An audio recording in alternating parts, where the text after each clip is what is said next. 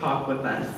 I did get a decline from Justin Cummings, who said he would be out of town, as well as Elias Gonzalez, who's running for supervisor. He is also going to be out of town, but those were polite declines, unlike Renee's. I did not hear back from Ryan Coonerty or a couple of the other candidates, Lee Hernandez, let's see, Scott Newsom, and Tony Nunes, no response. Just for notes for everybody. To get started, the Santa Cruz Homeless Union's goals are to organize the unhoused, to fight for the right to life, liberty, and the pursuit of happiness, to secure housing, healthcare, and economic security, and to ensure that nothing about us is done without us. Homelessness in Santa Cruz is a complex issue, driven primarily by extreme housing costs and economic instability, which have forced many long-term residents out of their homes. Recent data indicates that the vast majority of the local unhoused population are not newcomers, but former residents with deep roots in the community. At this time, we would invite the candidates to introduce themselves, and we would like to give you 3 minutes each to do so. And please indicate what seat in office that you're running for, and please emphasize any experience that you want to mention in regards to homelessness and things like that at that time. Thank you. Who wants to be first? Should we just keep going that way, or? Go. Excellent. Hello, hello. Okay. Hi, I'm Sean Doherty. I am running for Congress in California's 19th district against incumbent Jimmy Panetta. Woo! Thank you. So I'm running because we don't have real representation in DC. And for those of you who don't know anything about me, I'm the anti-war candidate in this race.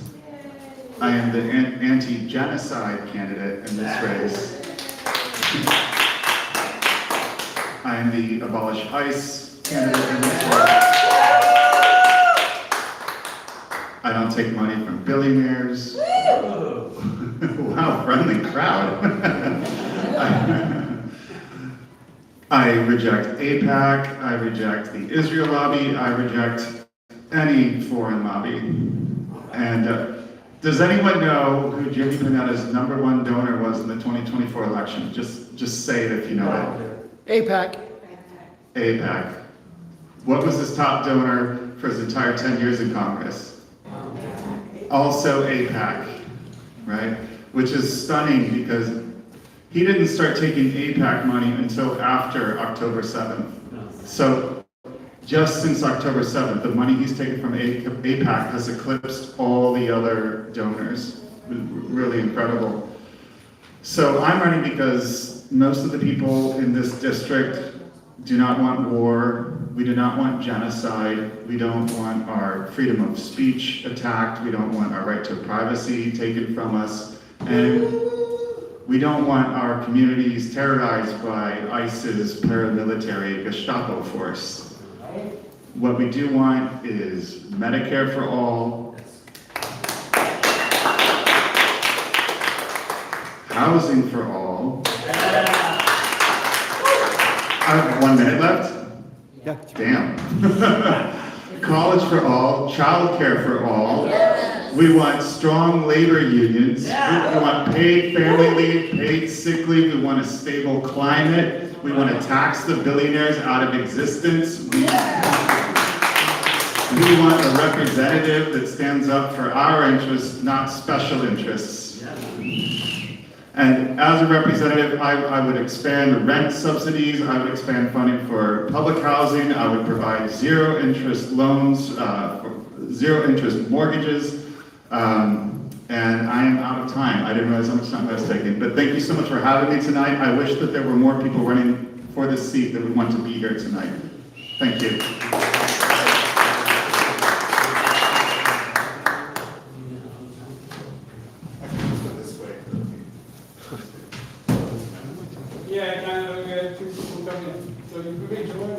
going that way, or? I don't know how. we wanna go. The first, Sean is the first person. It doesn't just for Okay, all right. She wants a minute to collect herself. Maybe, but that's okay. It's all right. Hi, everybody. I'm Joy Schendeldecker. Sorry I'm late. I am a shelter worker, artist, educator, community organizer, and activist. I've been especially involved in electoral politics in Santa Cruz in the last 5 years, starting with fighting the city's camping standards and services ordinance and the oversized vehicle ordinance in around 2021. We appealed those as far as we could. We took the oversized vehicle ordinance to the Coastal Commission, and that's why we have a big reason why we have the RV Safe Parking Program, the 24/7 one. I believe that homelessness is an economic problem and that it shouldn't be policed. I think that our communities need to develop safety through care. We develop stability through equality and closing the gap between rich and poor. We get there by taxing the rich and by redistributing our funds, rebalancing our budget so that it's not so top-heavy, but it has a very strong foundation at the base, especially for our city workers, our SEIU workers, so that they can both live here and work here and provide good, robust bus services with safety, fully staffed. I think that we need to work on our affordable housing crisis, not by building so much market rate housing, but by building a good, again, foundation of affordable housing, preserving the affordable housing that we already have, buying properties to hold in community trust, extending deed restrictions, really finding every lever we can to have ownership over our communities and agency over our own lives. I will end there, or else I'll just ramble. I look forward to the conversation and everybody's questions. Thank you.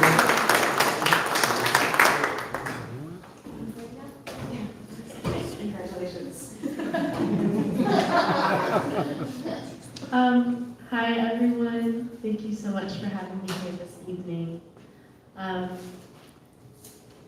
There's a lot that I could say about myself or why I'm running, but at the end of the day, I feel like that's probably not what we need from our city council members so much right now, and what we need more is a listening ear. I'm excited to be in this room with you guys who've been doing a lot of important work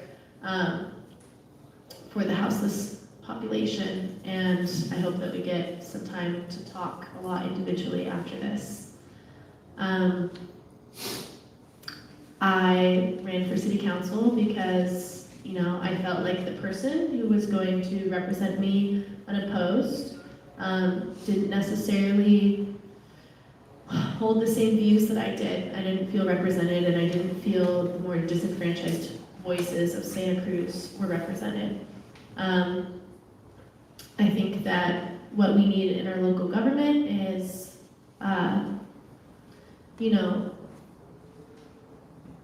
elected officials who will just humanize situations. I think that we need to do away with a lot of false information that's coming around, like I've heard at some DCC forums and so on, suggesting that houselessness is a crisis in Santa Cruz because people are coming here. I think that's false. I think that when we talk about such a large social issue of so many people who are systematically impacted and have lost their entire livelihoods because of it. And it is so many people in Santa Cruz, and there's also so many people who are working every day who are just one paycheck away from that. We can't afford to be spreading false information. We can't afford to be dehumanizing people. Sorry, I'm not like super concise today, but yeah, I just want to keep talking with you guys. And oh my gosh, thank you. I'm Gabriella Nowak, and I'm running for District 6 City Council.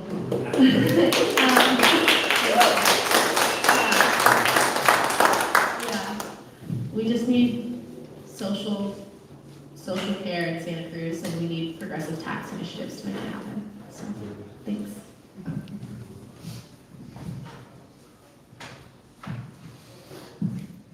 Thank you, and thank you so much for putting on this forum. It's a real pleasure to be here.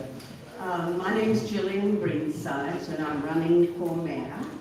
And I know some of you, but I don't know all of you, so I'll just share a little bit about my background. I've lived in Santa Cruz for now 51 years. I'm originally from Australia. I worked at the university. I was hired to start a rape prevention education program. And I did that work for 30 years, helping any student who had ever been raped, as well as educating the campus community, students mostly, but also staff and faculty about rape awareness and prevention. And I moved that work into the city when I did some research and found that our city has a high rate of reported rape. Now, reported rape is a fraction of the total picture, but it's a very important portion, and anyone who reports rape deserves to get the best possible investigation resolution. And I found that that wasn't the case. I don't have time to go into all the details.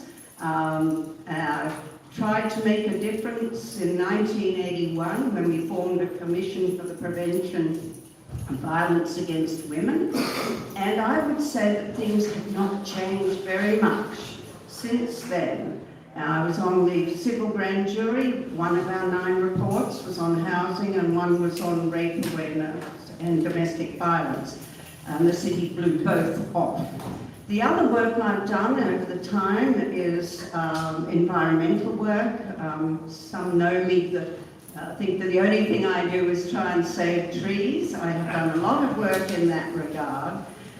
In terms of houseless issues, I was appointed to this Parks and Recreation Commission, so I did get a chance to see the complex picture from the frontline workers in the Parks Department. So I think I have a bit of a breadth of view of the complex issues. We tried to get their situation addressed at City Council, didn't go anywhere.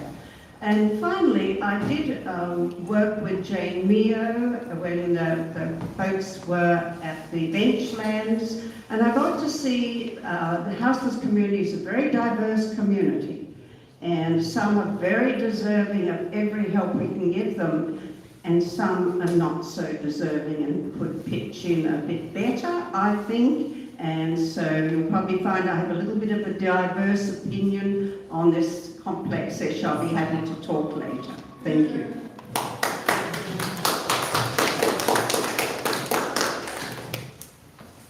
Thank you everyone for showing up, and thank you Keith and Alicia for having us and coming up with this idea and having a little community meeting tonight. My name is Chris Cronin. I'm running for mayor of the city of Santa Cruz. And I had a quote that I wanted to read from the writer Arundhati Roy. The trouble is that once you see it, you can't unsee it. And once you've seen it, keeping quiet, saying nothing becomes as political an act as speaking out. There's no innocence. Either way, you're accountable. Leaving Costco and coming across Coral Street, you cannot unsee it. And I think some people on city council and our mayor hope people don't see it, or at least keeps getting swept away. And I think that discussing the unhoused, homelessness, I started in 1998, and I was on the city council, and I was just telling someone that traffic water, housing, and the unhoused were the major issues in that election in 1998. And they continue. And in fact, I don't understand how the city council says, you know, one of the candidates who's not here keeps continually saying we've lessened homelessness by 40%. That's what he reads in the statistics, and I just don't see it. I don't believe that. I would ask you to believe your own eyes and what you see every day in this community. I've been involved with issues around homelessness going back to that time. We had a restroom task force. We actually put out 10 porta potties around town as a way of addressing an issue. We had a police shooting, shot and killed a homeless man in 1999, I believe. John Dine, his name was. And we had a homeless task force. And so we keep reinventing and redoing so much of this stuff. We've had managed camps. We got into it with the Ross camp and the San Lorenzo Park. We had Supreme Court rulings, and you know, I'm of the mind that no, we should not be arresting people for the act of sleeping. We should be providing a place that people can go to. And I think we only have 345 beds right now in Santa Cruz County, which is not nearly enough space. I look forward tonight to talking about the word solution comes to mind. I'm not sure what the solution is this time, and I agree with what Gabriella said, that we open up and listen to folks who have some more experiences than we have. So thank you for this opportunity.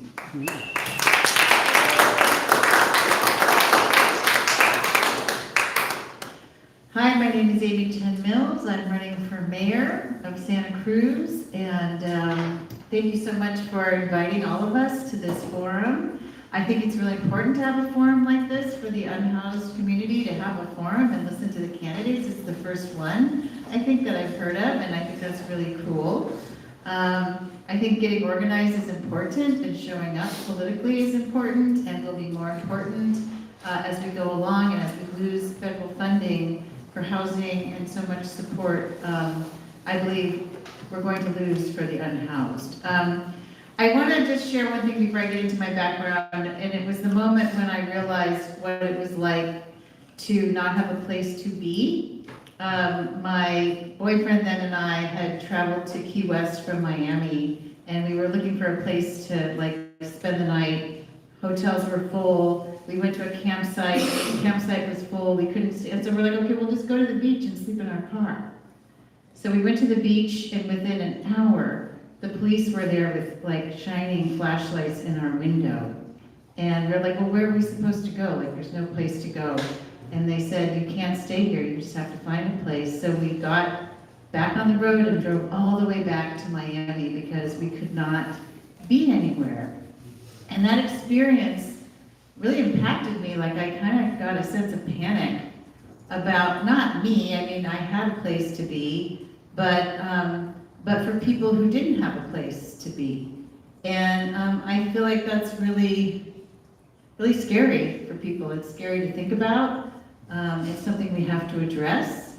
And I have some ideas for that, and we'll probably get into them as we go along, but I do want to say that I worked with Joy and Reggie on trying to prevent the OVO at the time and make sure there were alternatives. And I'm glad we have some alternatives. I don't think that they're the right alternatives, especially the temporary parking downtown. I'm a journalist, I'm a mother, I've lived here for about 30 years. I worked in Santa Clara County in the jails. I worked in juvenile hall. I worked in group homes with kids in alternative schools, with a lot of people who were unhoused except for the fact that they were in jail. And so I really believe through all of my work, and my work was to see that everybody had wisdom inside of them. Everybody had capacity to think in ways that could help them. And I didn't know what those ways were, but my job was to help them find that in themselves. And so I volunteered at MHCAN for 1.5 years when I was here. I started a nonprofit doing this kind of resiliency work throughout the country. And I just have this fundamental belief that everybody has wisdom and common sense. Thank you.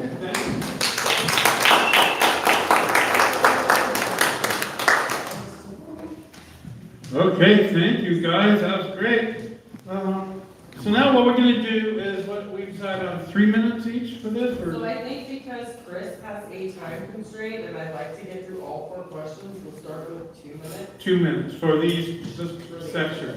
So I'm gonna ask the question, so try to remember the question, and then each one go through and answer. Thank you.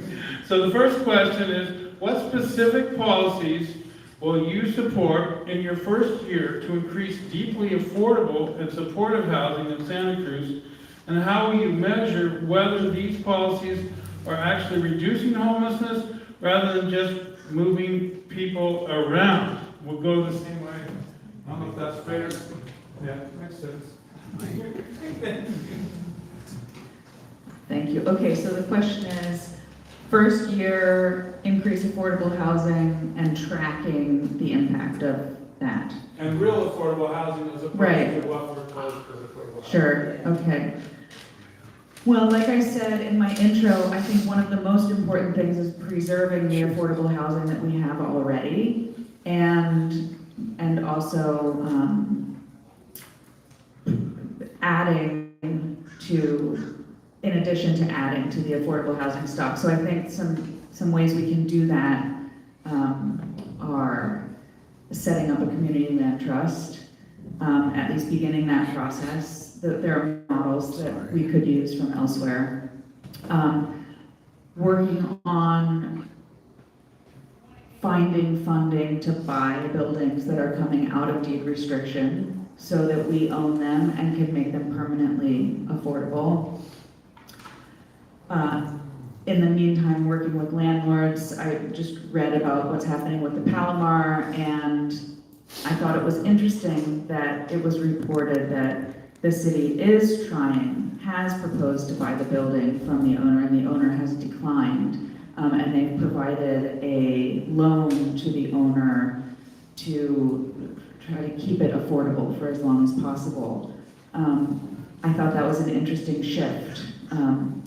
And in terms of building new, deeply affordable, supportive, and transitional housing, I think working with our nonprofit developers to, just continuing with those relationships, finding grants, and leveraging our power over for-profit developers to get them to pay in lieu fees and things like that, so we can basically grow our pot of funding.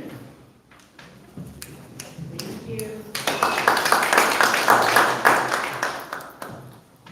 Okay, so just a reminder, I'm not running for mayor, I'm running for city council. Kind of confusing. Well, I think first of all, there's 3 basic steps that we need to talk about, and that's, affordable housing, point blank period, needs to be housing that is affordable with 1/3 of the wage that a minimum wage worker would be making in 40 hours. Point blank period. That's the only logical way to call affordable housing affordable. And that should be available anything else is a silly excuse in my opinion. And then on top of that, we need housing that also is subsidized, because not everybody can have a full-time job. We have many neighbors who are differently abled than us, have had life circumstances where they're facing mental health issues, or I don't even want to say issues, but just circumstances. So we need, subsidized housing for the people who need it, and we need care for the people who need it. Because homelessness and the housing crisis, it's a health crisis that we have. I only have a little bit of time, so, some of the best solid ways that we can really be making and building this housing is, I think first of all, just going to the people who have been doing it. I love Barrios Unidos. I think they are a wonderful program. They have been taking care of Santa Cruz and honestly just America for so long. you know, those people who are willing to dedicate their lives to making our city a better place because they love it, that's who we can trust to collaborate with on housing. And I do know that they have, you know, proposed affordable housing. And actually, we can look at them about solutions that we can do all over town, tiny homes, apartments, all types of stuff. Thanks. It's hard to switch from the how to do it to how to track it. So I realized that I didn't answer that. Might have to say that. Yeah, we should have a follow-up, Yeah. Sorry. It's kind of dumb to have two questions in one question. All right, well, it's hard to do this. And I'm running for Congress, so that's a federal office, so completely different. First of all, I want to support what Gabriella just said. The minimum wage should be tied to the definition of affordable housing, 1%. And my approach to securing funding and increasing funding would be cutting the military budget. Such a friendly crowd, oh my God, y'all. We could, yeah, of course I'm gonna be friendly. We could double the funding for Section 8 subsidies by cutting just 5% of the military budget, right? And why not go further than that? I mean, Section 8, that's not ultimately the approach that I want to take, but that's a really easy short-term fix, right? Let's double, triple, quadruple the Section 8 subsidies, because we got people waiting 8, 10 years, whatever, to get their vouchers, right? So let's increase that. Wow, I got through time so fast. Increase funding for public housing, same approach, cut it from the military. And as I was saying before, zero interest mortgages, which would cut people's monthly payments in half. Let's use military spending for that as well. And as far as accountability goes, that would mostly come down to the local officials. And I would maintain close relationships with city, county, and state officials to find out what assistance they need. And if my buku bucks I'm taking from the Pentagon are helping out. Okay, thank you.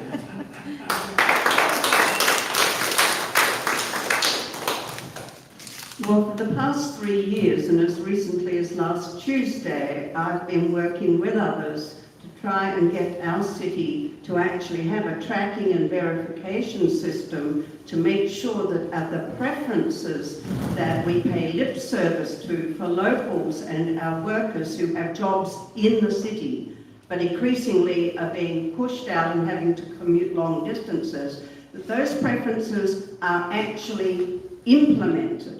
And the city is shining that on.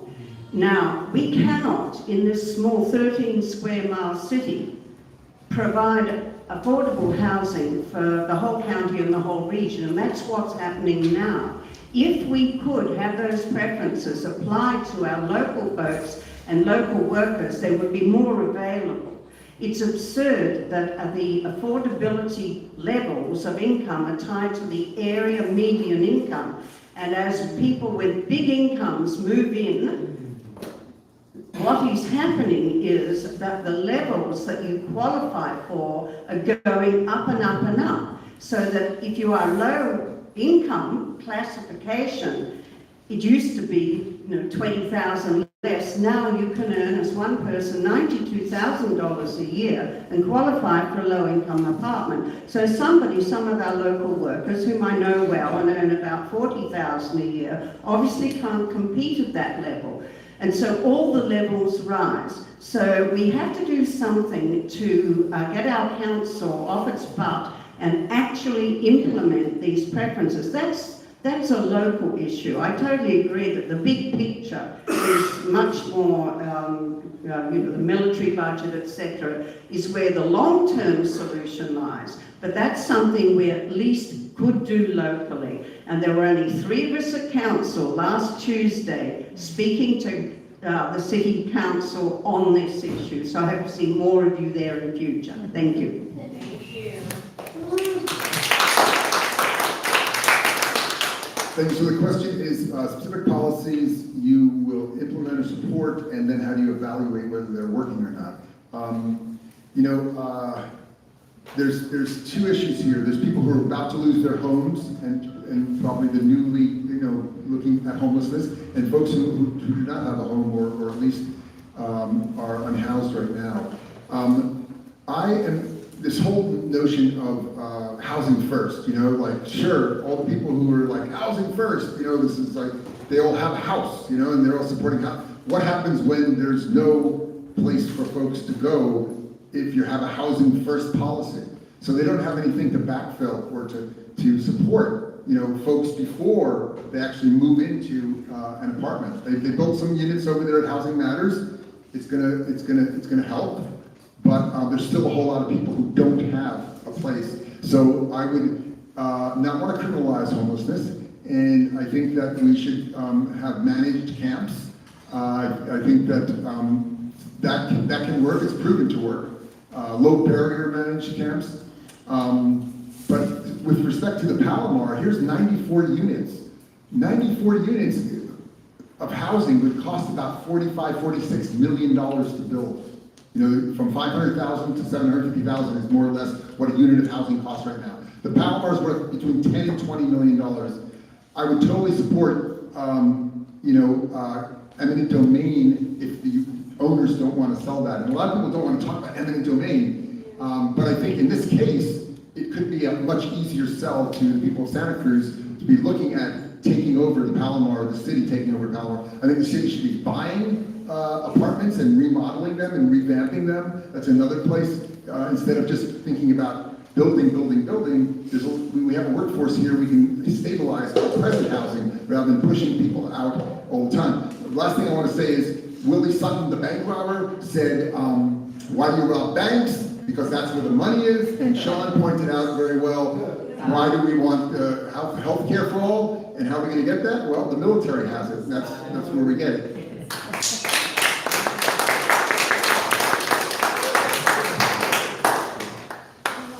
So to answer the first part about what can we do about affordable housing, we do have, money coming in now from Measure C, which is a measure that I supported, and we're going to need more money. So if you look at my platform on my website, I talk about progressive taxation. That means taxing, not sales taxes, which affect everybody, but taxing wealthier people or wealthier businesses that can afford to pay into a fund. And what we're talking about here, I think a lot of us, is social housing, meaning that we should approach housing as a human right.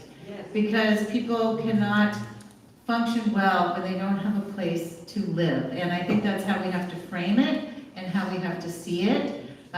There's a program in Vienna that is excellent. They use personal income taxes, and I don't think we can do that here in Santa Cruz, but we need to look at other forms of progressive taxation. So I love the idea of community land trust too.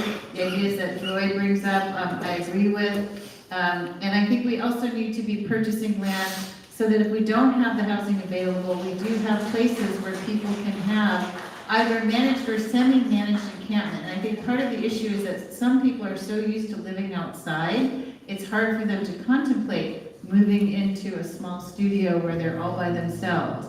And so we need to be listening to people about what makes sense for them. There's community that's built in encampments. And in terms of the politics in this city, when I knock on people's doors, people are like, they don't want to see encampments. So how do we work together to create the kind of situation where we have land where people can be for the time being until they're ready to get into housing? Where they can build community and have their barbecues and have their cookouts and be creative together and help each other. So that's what I'm thinking about when I think about housing people. Like, let's do what we can, at every level that we can. And I think we also need to be positive about the good things that have happened, because if we're too cynical, people will just start to give up. And I think we've done some good things. Thank you.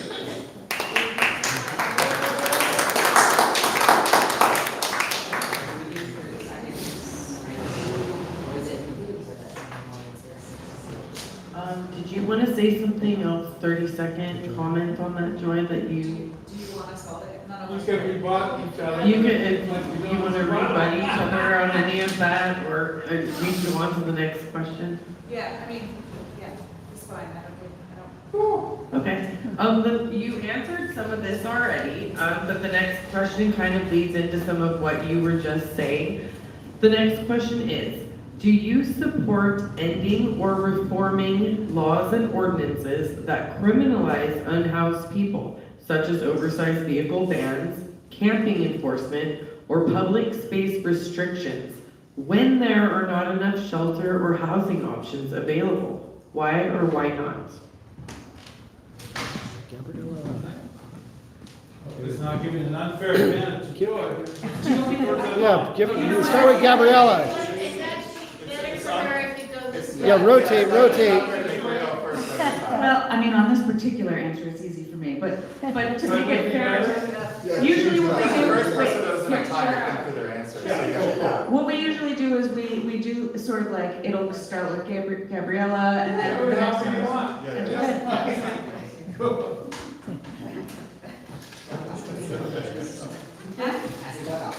And if you want, I can repeat that. No, I got it.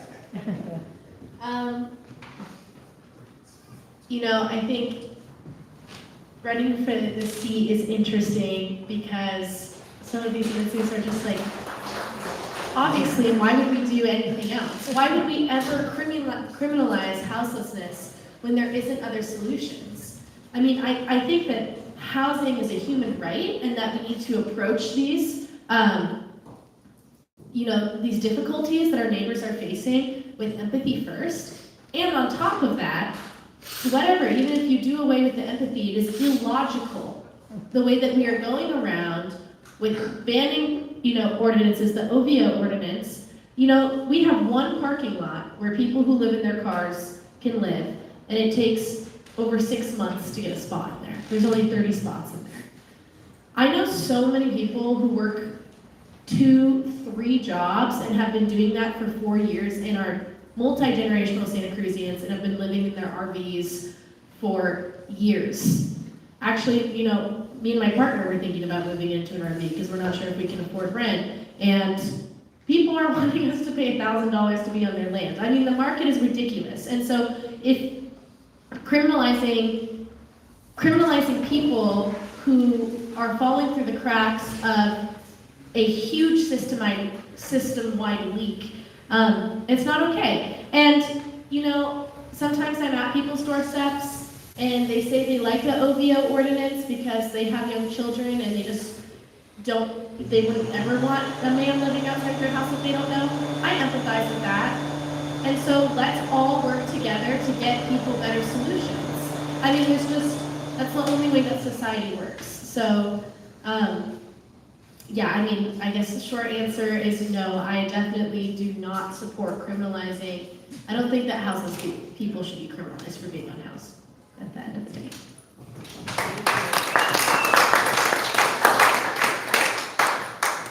I agree with what Gabriella just said. I also think it's important that people in the community see the unhoused so that they feel pressure to fix this. I love that Food Not Bombs serves people downtown.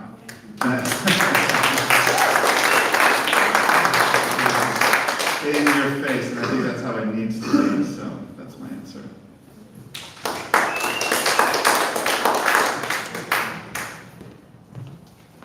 We sort of gave it as an either or. I don't believe in criminalising people for camping or living in their vehicles. However, I don't support camping in our open spaces, and that's probably informed by because I did spend a lot of time, not myself, there were 3 of us from the Parks Commission, talking with the frontline workers who try to monitor what's happening in our parks, preventing fires, preventing garbage, etc., etc. And I don't support our parks being used for camping. I do support there being alternatives to that. And if there aren't alternatives, then we need to work to increase the alternatives. But I also hear people say that there are some people who, when there are alternatives, they don't want to use them. I'm sure that's a small percentage of people. I don't know the number. No one has ever shared that with me. But to me, I would not allow that to be a reason for them going and camping in the parks. And as far as the oversized vehicle ordinance, well, I swim I'm a year-round swimmer at Cal Beach, and we head out to Delaware for a hike before we go there. So I've had quite a few years of seeing the impact of some of the people living in their vehicles who don't know how to take the care of the environment, who don't use the garbage cans, the big dumpsters that the city provided them. So I think that this is a complex issue. It'd be easy just to say rah, rah, rah, but I think it needs careful scrutiny, and I don't have time to go into it now, but I'd be happy to talk with anybody on this issue. I'm of a similar mind of Jillian about open camping, especially in our greenbelt lands and also even downtown. I don't think that is the place to be, but there's a conundrum. Where are people supposed to go? And that's what, I've had so many people come to me on city council who just want to move people on. They don't suggest anything. For example, why don't we have RV parking spaces where we wouldn't have people on Delaware? Why don't we have public RV parking spaces where people can go? And the city council can figure out, well, can we take 100 vehicles, 50 vehicles? You know, and we move in a direction, an organic kind of direction where we're managing and working with people. I thought the best thing about this governor's race is that the fortunes of Chad Bianco, the Republican, have been plummeting. And he is the most ardent criminalizer of the homeless. His policies would wreak havoc on many people in California. So it's really heartening to see his fortunes going down in this governor's race. I don't know about the current governor's CARE program. I don't know enough about it, but I know it's forcing people into care, quote, care. I know there's a person running for this position, mayor, who thinks it's okay to give people bus tickets out of town. So we won't see them anymore, I guess. I think I support the day center, and I did not support it closing. But why can't we have more than one day center? Why can't neighborhoods share?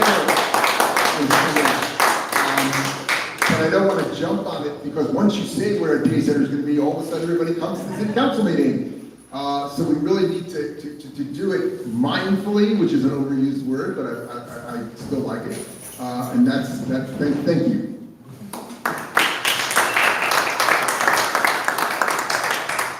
I would say that personally, how do I feel about criminalizing homelessness? I don't feel good about it, and that's a no from me. And I was very upset about the Supreme Court ruling that overturned the Boise decision, which I felt like was a backstop for, really what I think are the current administration's plans, which are to incarcerate unhoused people and put them in private, for-profit incarceration situations, whether prisons or whether big camps. And I think that's just another step on the road to fascism. I think we need to be very careful. There are a lot of Democrats who are going down this road now because people, one of the things I said at the DCC forum is the United States has shanty towns now, and we refuse to admit it. And that's because of the economic system that we have allowed to develop here. So I don't think we should have shanty towns, and I think in this community we need to address that in the many ways that I talked about. And one of the things I want to say is that personally I can feel however I want, but politically we have to think about this council. We have to think about what can be done. I've talked to Alicia about this. Like, it's one thing to say, yeah, we don't want to criminalize the unhoused, but you're going to need on this council 4 votes. So we need to work together to come up with solutions. Like, the complaints I heard about Delaware were, sewage and garbage, and so how can we find a place where people could park, like another armory situation, where people can stay and stabilize and get themselves together and not have to worry every morning about where am I now going to move my RV. And so I like the idea of working together. Sometimes I'll say to voters when I'm knocking on doors and they're very upset about houses, I'll say, look, We might not agree, in terms of personally how we feel about this, but I think we agree on what we want, which is to get people off the streets and into a place where they can feel safe. So I think that's what we need to work on the council.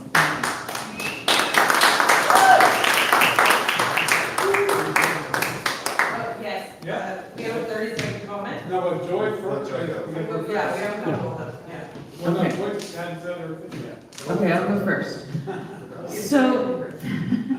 So the short answer, I hope you all got this from my intro, is that no, I don't support those ordinances. I fought them from the beginning, and I would work to repeal them, yes. I think our ordinances should be written not with these long preambles, with all the whereas that discriminate, that set it up that people are horrible and they need carrots and sticks to get in line, but that they should be, the whereas should be more about, how people are kicked while they're down and what we can do to help each other out. So, answering that in a short way, I just want to go back to a couple of points. I guess this is partly a rebuttal on my part. I want to say something about deservedness. As I was riding my bike over here and sort of thinking about things I would say, going through my mind, like, everyone deserves a home, right? No, it's not about deserving. We are human beings. We exist, and that is good enough. This is about preserving life on just a very fundamental level. And then I also want to say something about environmental scapegoating, because who are the biggest polluters of our environment?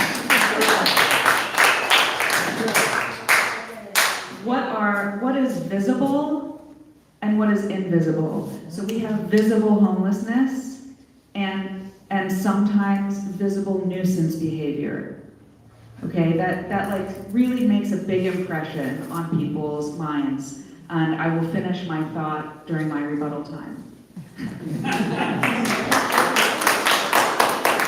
I just have 30 seconds, or should I pick that up? Is that okay, Chris? I'll just finish my Go ahead. okay. Go ahead. Oh, We can move on to that. okay, all right, I'll try to be quick. Sometimes I talk really slowly when so we have a highly visible subset of problems here. But what is invisible? What is the environmental pollution from our car tires? That's one of the biggest polluters of our waterways. Septic tanks in the San Lorenzo Valley leaching into our watershed. So just like plant that seed of visible versus invisible and the scales.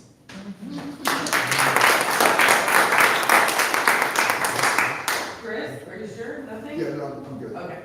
Can I just add to that? Yeah. I want to say, yeah, I mean, if you just think about it as facts, concrete is a lot worse for the environment than, say, a mattress. But we just have certain social stigmas. Yeah. Concrete. Concrete. Yeah. We need to think about how we're thinking of it. Like this land doesn't belong to any of us. So.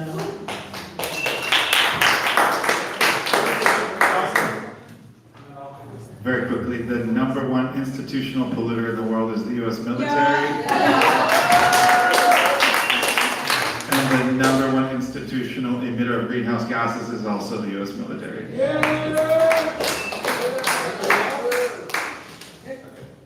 guess I'll start the next one. Yeah, but I have to ask you a question. I have a 10-second comment. One of the things that is hardly ever talked about is the environmental impact of homeless sweeps. All of that survival here is going into the landfill, and we're not reducing, reusing, and recycling when we are throwing that away. I know that just Keith with Food Not Bombs spends, hundreds of dollars every month, and we constantly, that's one thing the homeless union does, is we fundraise and we seek donations to replace that gear. That's not good for our environment.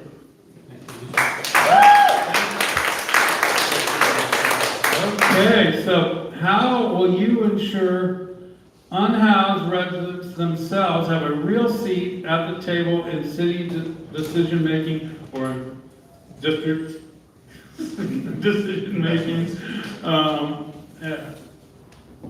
instead of decisions being made only by housed residents, business groups, or city staff?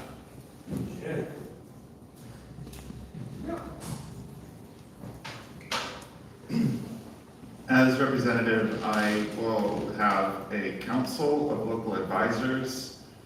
And actually, I think I can say that Alicia has agreed to be one of my advisors. So I would have a member of the homeless union sitting on that council that keeps me rooted in local issues and prevents me from getting sucked into Washington vortex.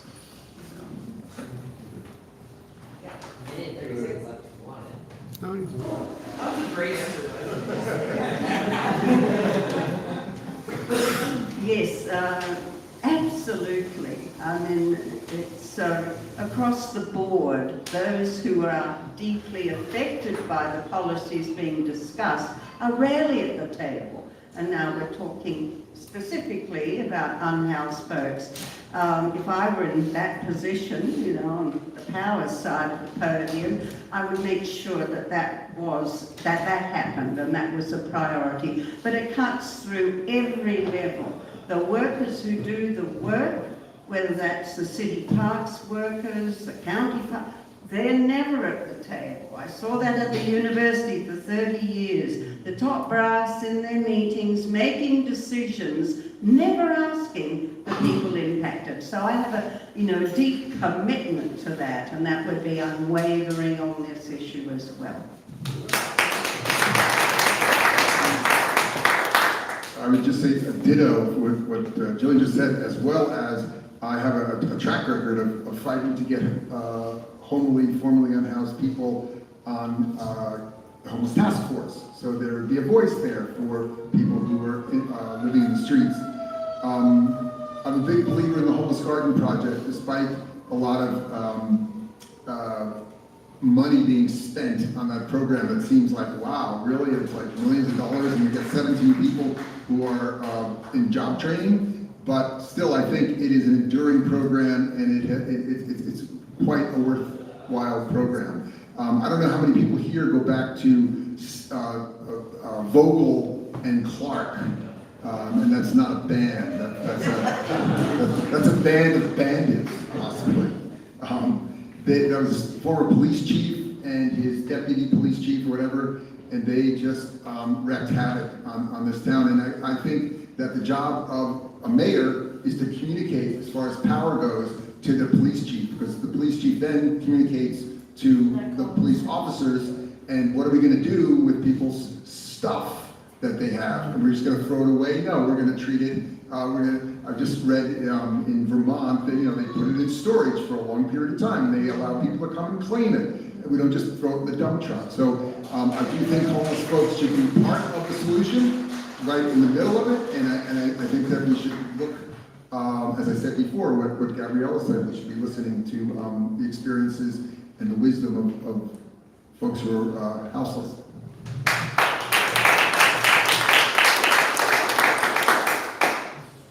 Having served on the homelessness committee for the city, during the Ross Camp time period, I remember people trying to get people from Ross Camp to city council meetings, and that was successful sometimes. But what I also remember is very hard. It's hard enough for people who are housed, who have a car or whatever, to get to city council meetings and then get up and speak in front of a microphone after waiting in line for half an hour or whatever, in front of this panel of people who are looking at you as if they sometimes don't see you at all, or they're on their laptops. So, I mean, I think it'd be good to have, and I think Alicia would be a great spokesperson for the unhoused community. I think we need more. We need people from different areas of the city and people who are ready to step up.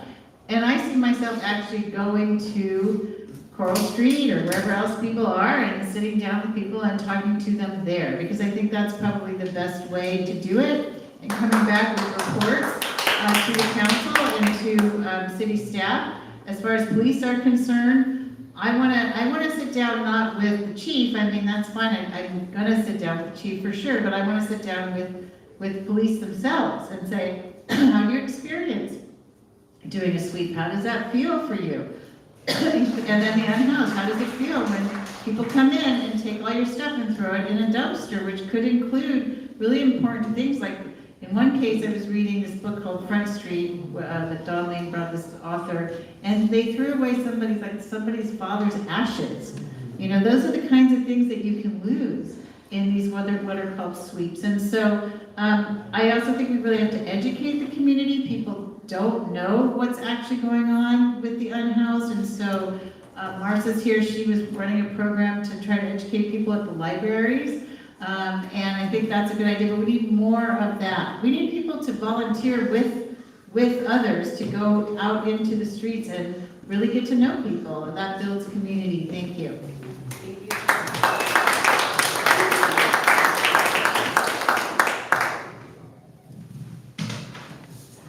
Yeah, there's saying nothing about us without us. And you know, I think that's a rule to live by. I think it is challenging when people are constantly being displaced, when people are living under extreme pressures. And so a sort of community-wide level of security for people where they can rest and catch their breath and think through things is fundamental. I think, yeah, absolutely going to where people are, meeting people where they are, literally and figuratively, is essential as well. Doing mutual aid work and several creative projects with people who live outside, that was a lesson that was really reinforced for me. And then I also think, like, I've proposed in a general way that precinct assemblies would be a great way to have more bottom-up governance and less top-down governance.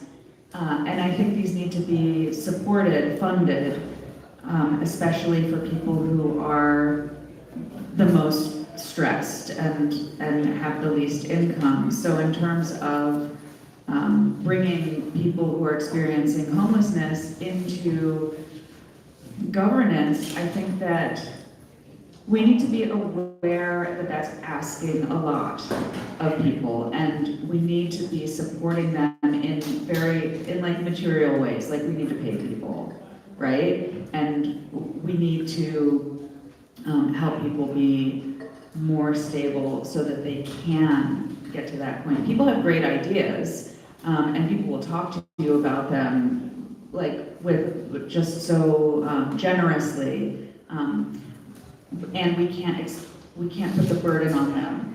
We have to do the work.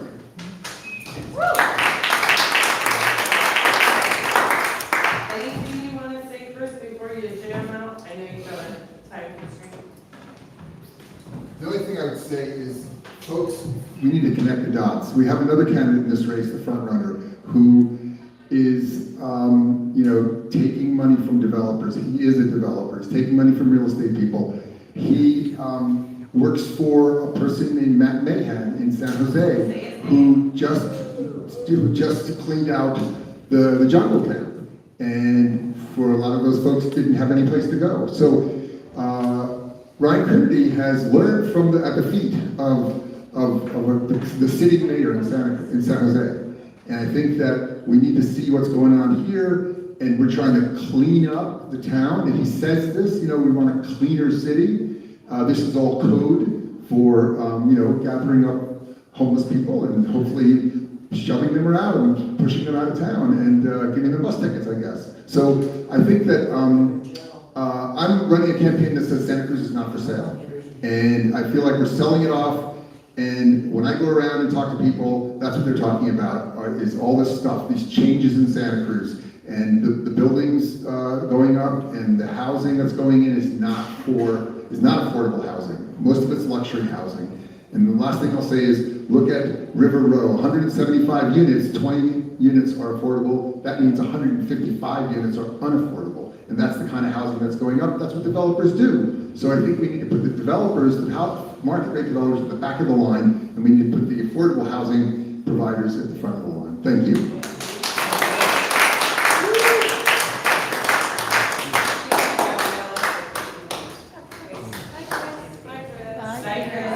Everybody all together.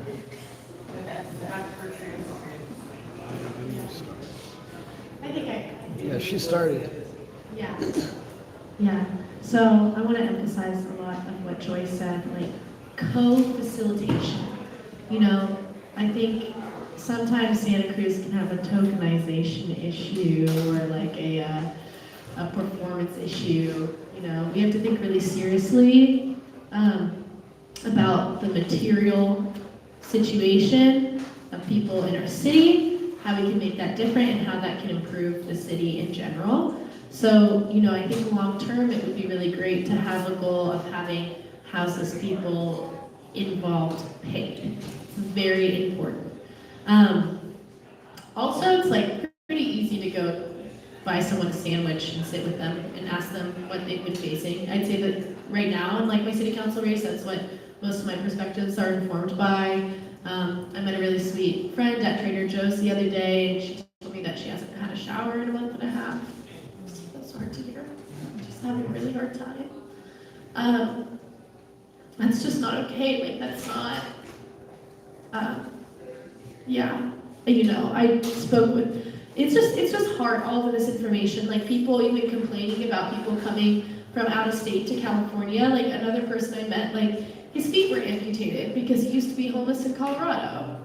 And there wasn't a shelter. And, you know, he was a blue-collar worker, so that his entire livelihood is stripped from him. So, yeah, I think it's really important to go out, and I mean, there's so many amazing, friendly people all over Santa Cruz because houselessness is a crisis here. And, you know, you can just talk to people like they're humans and ask them what they're facing. Another issue, you know, I'm really worried about is voter representation. All these people lost their voting addresses. I'm going around, we're talking about the election, and, you know, they can't really vote by mail anymore. There hasn't been a lot of communication about it, and it's troublesome. People can vote without a mailing address. You just have to put your usual, like, it could be an intersection or a park or a landmark.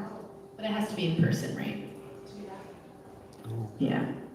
Yeah, that's true. And people deserve mail-in ballots because also, like, yeah, they're busy, they have stuff to do, and not everyone, some people are wheelchair users, you know, all the stuff. But yeah, just talk to people. That's good. I want to keep doing that, and I want to do more of it.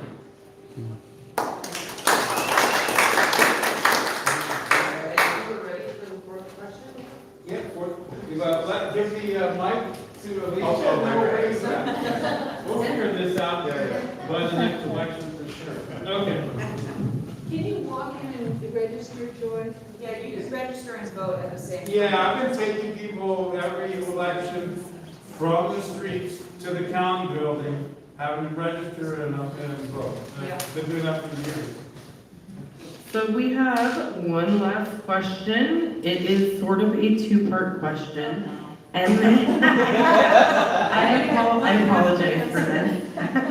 And then we're hoping to open up the floor for the community to ask some questions. And then also so that you can ask some questions of the community or the homeless union as well. So the fourth question is, Santa Cruz spends substantial resources on enforcement, cleanup, and temporary homelessness responses. What percentage of city homelessness funding do you believe should go towards permanent housing, mental health care, hygiene services, and safe parking instead of enforcement? And what steps would you take to provide the community with more transparency with the homeless spending? That's the second part. So basically, like, where do you believe that the funding should be most focused? How can you implement that? And then how can you provide transparency? And the reason why I ask this is because Housing Matters spent $4 million of the encampment resolution fund on Live Oak Landing. It's the former Santa Cruz Inn, and it was supposed to provide interim housing for the people of Coral Street, at least 50 of those individuals. When you go to the website, it says it was open in October for intakes of this past year. It's not open, and the public cannot seem to find out, or the potential participants, how can they use that program? And from a homeless union perspective, that seems like fraud. Yes. And so I hope with that you still understand the question, even though I went on. Thank you.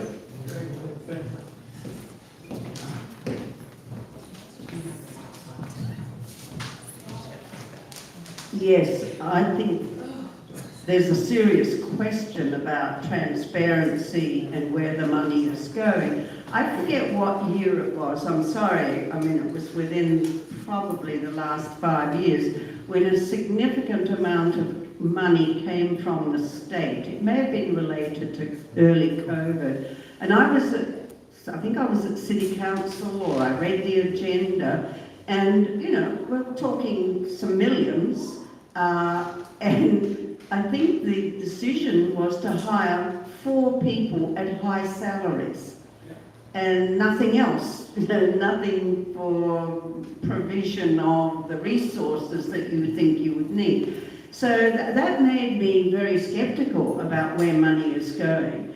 And so I just totally agree with what you're suggesting, which is we need more oversight. The city, I was doing a little bit of research for this forum, and it was out of date, but it was a pretty in-depth research from Santa Cruz Local. And it seemed the takeaway was nobody really knows where it's all going and what it's used for. So that is serious, because we're talking big money, and that's what encourages people to lose empathy and sympathy. And so if I were, in a position to do so, I'd want better answers than people seem to be getting at the moment. So I'm not sure about the percentage of funding versus enforcement. I would think any funding that's coming from the state, if the city's putting $6 million in from our general fund, that's a hefty chunk of change. And so I think the public, as well as those who should be deserving of the resources, have a right to know. So I'd support any involvement from those of you who know a lot more than me on how to get that done. Thank you.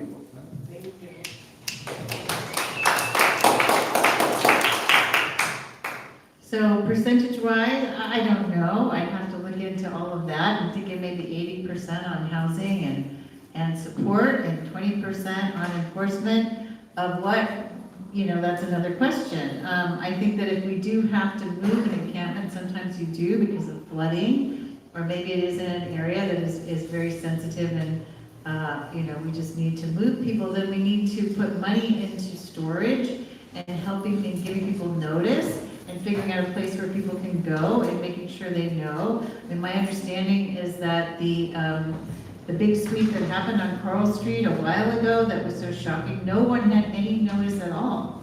And so that to me is like, these are people's homes. It's a tent, but it's their home.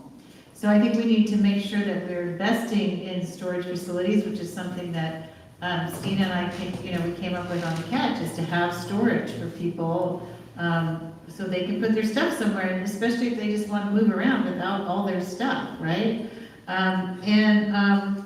In terms of transparency, so I need you to know I'm a journalist, and I'm writing on my Substack Moment of Truth Dispatch. I'm writing right now about how our districts in Santa Cruz were gerrymandered so that Santa Cruz Together backed candidates would mostly win all the time. And no one in journalism has really been reporting on this, and so my idea would be, and I do this on my social media too, Facebook and Instagram, please come and visit. I talk about the things that are important to me. I try to educate people about what I know about what's happening in the city, and I would be doing that. You know, being a mayor, I would have access to the budget, I would have access to staff, and access to where is this money going. The public needs to know. And so as a journalist, I would be reporting on that. And I'm very used to doing that, very happy to do that. And please check out my Substack, especially in the last few days, Moment of Truth Dispatch on Substack. Thank you.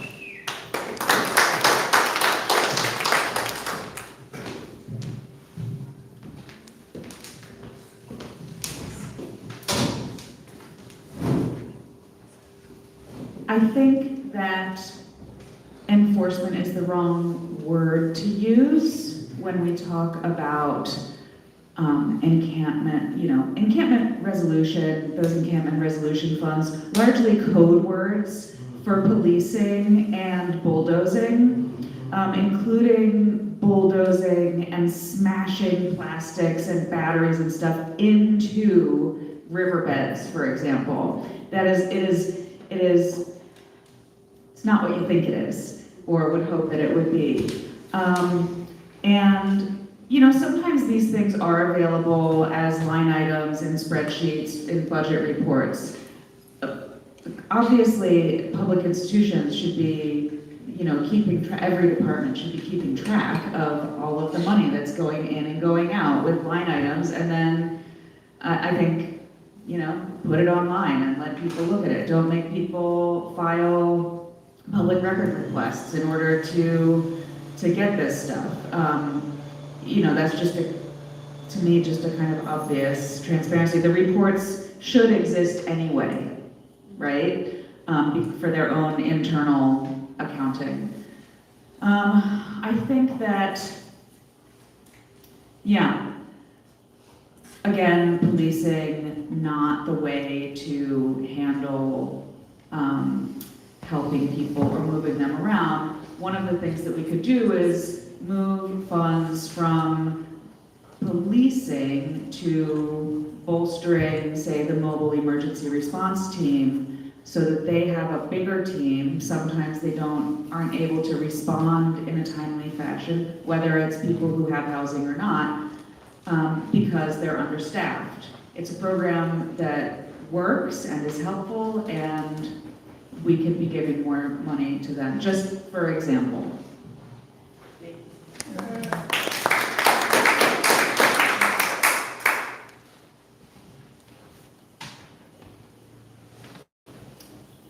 I mean, first of all, I'm tired of walking downtown and seeing 8 cops harass a homeless person for trying to sit on the sidewalk. Since running for city council, I've been trying to engage in a lot more conversations to try and see how that might happen, and maybe, you know, if you're gonna have 8 of you out in public, we can have a conversation about why you're doing that. And they told me, you know, the cops who were harassing the last houseless people when I saw downtown told me that those decisions are up to local enforcement as to whether they decide to ticket houseless people who are sitting on the sidewalk outside of businesses or not. I think, first of all, city council needs to talk with our law enforcement and, you know, say basically that's not appropriate. People need to sit, people need a place to eat. And yeah, and I think that, you know, when I talked to them, you know, some of them said that they were, you know, overworked or overburdened with the houseless problem. And so, okay, so it seems like both sides could agree that funding placed towards more holistic approaches to care and more like socially informed. I don't see why we couldn't go on a middle ground in that. I know that it would actually be a fight, but I would definitely support using that funding to allocate more resources to social workers, so on and so forth. As far as transparency goes, I mean, I keep on going on the website and it's 404 page not found on the city council website. Like, that's not okay. We need more transparency. There's not an excuse that we don't have it. If I'm on city council, I'll definitely make it happen. I'm all about civic technology. That's actually my kind of my special interest. I'm actually working with a student here and multiple students here who are part of Right Livelihood, who are working with civic technology called Polta IS. And, you know, I think that there's just a lot of things that we can do better, and I'll push for them when I'm in there.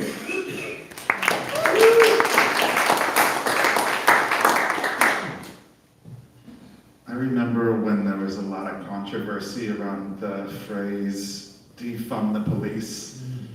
All the controversy was around that phrase itself, but then when you looked at survey data, you found that most Americans understood that it'd be better to spend our money on social programs that prevent crime than to spend it on police to crack heads. And in federal office, that would be my approach, and I think it's a common sense approach that would be popular if properly explained. So I would decrease subsidies for policing. The federal government is providing billions in subsidies, and my entire adult life, the subsidies, it seems to be growing and growing and growing. And, you know, I've already said in other answers what kind of social spending I would prefer to see, including universal health care, housing. I am also concerned when it comes to accountability. I've looked at some of the tax filings for some of the local nonprofits, and I was alarmed by the salaries that I was seeing for the executives. There is a so-called homelessness industrial complex, and when I talked to a local official about why do we take this approach, it's because with this approach, the local government can spend less to have a program, because then that program is getting money from other sources as well. And so but we need to have a wider scope, a wider vision when we create these kinds of programs. I think that they could be fully public, and it would actually cost us less money.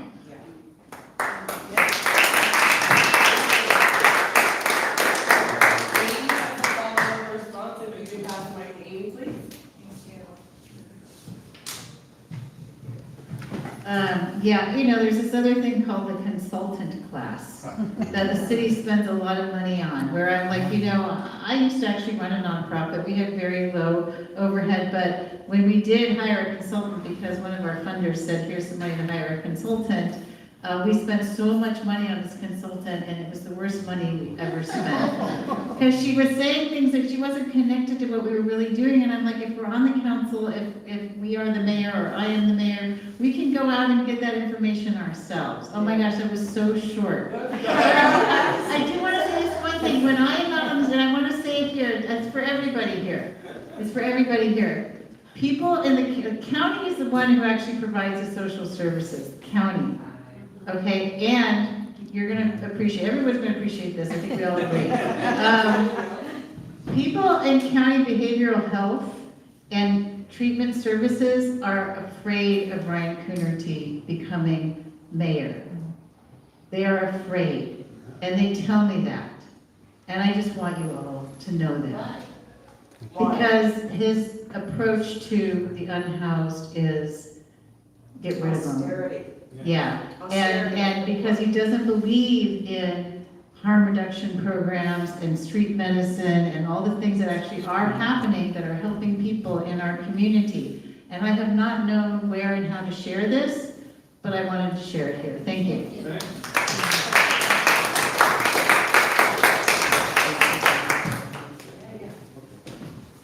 Okay, so this is the part where people in the audience can ask questions, right? Yes. Okay, and then, but I'm not in the audience, so I want to ask a question.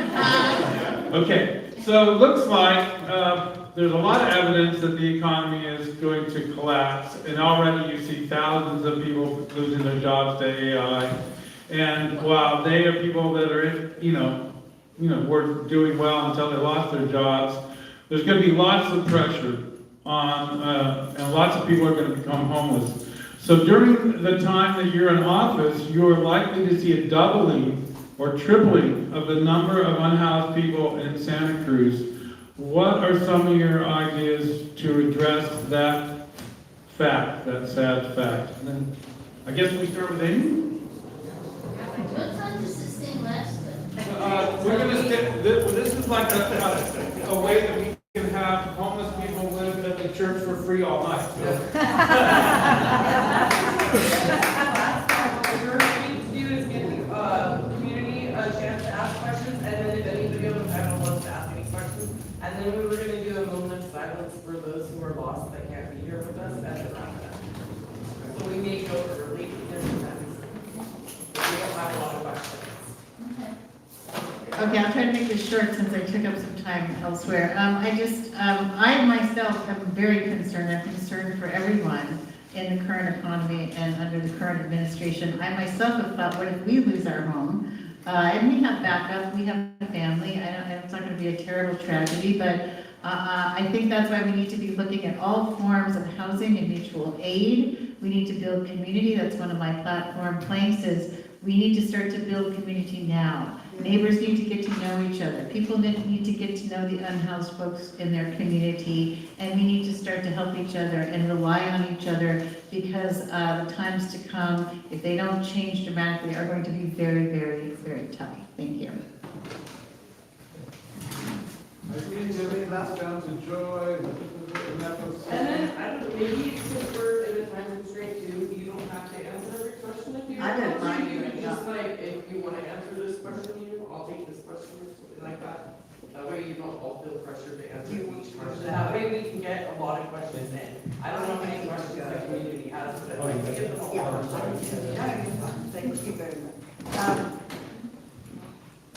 I think we're obviously, as you laid it out, Keith, there's going to be huge impacts with people being unemployed because of AI, and right now their incomes are high, but they won't be soon. I think we're already seeing it. I think we're seeing an exodus out of California to places which are more affordable. Everything's relative, but they certainly are more affordable. My son lives in another state, and he could get his first house for $130,000, paying it off, that sort of thing. But that's very different from $1.3 million. So we're going to see, and we're already seeing, the population in the county has dropped. I've forgotten the figure, so don't quote me, but it's, it's 1%, something along those lines. I know people who are moving out of our city. They are all our low-wage workers. So we're going to see a class shift. Well, we're already seeing it, but no one's sort of tracking it. But definitely it's a class shift.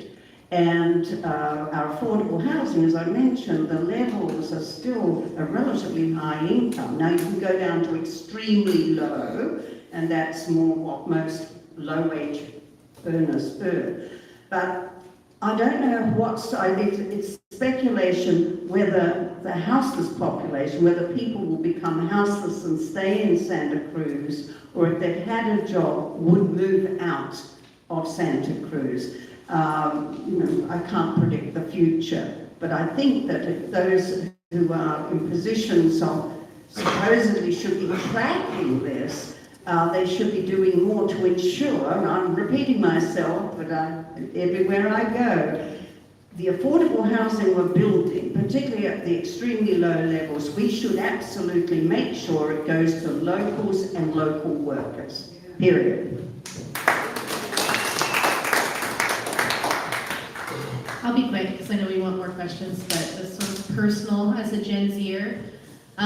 This isn't just in Santa Cruz, this is everywhere. We have an authoritarian takeover that is, sending us to a meaningless war in Iran that is claiming many innocent lives, that is hurting the economy. We have seen the Strait of Hormuz close. It's going to hurt farm workers, it's going to hurt local businesses, it's going to hurt people who need to drive to work, it's going to hurt everyone. It's not just happening there, it's happening with AI, it's happening with data centers, it's just happening with everyone, everything. We have an ICE detention facility going in our next door, and this is getting pressed on us like it's inevitable, and it is not inevitable. And leaders need to stand up and realize that I don't care what you need to do sometimes, but you need to do something because this is humanity, this is all of our lives, and this is all of our future. And honestly, I'm a little tired today, so I'm a little short.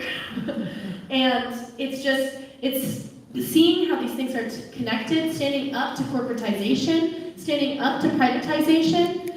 One of my measures, I think we need a tiered property tax. I think that once you own 5 residential properties, that property tax needs to increase in increments because corporate landlords are part of the reason why all of America is facing a housing crisis.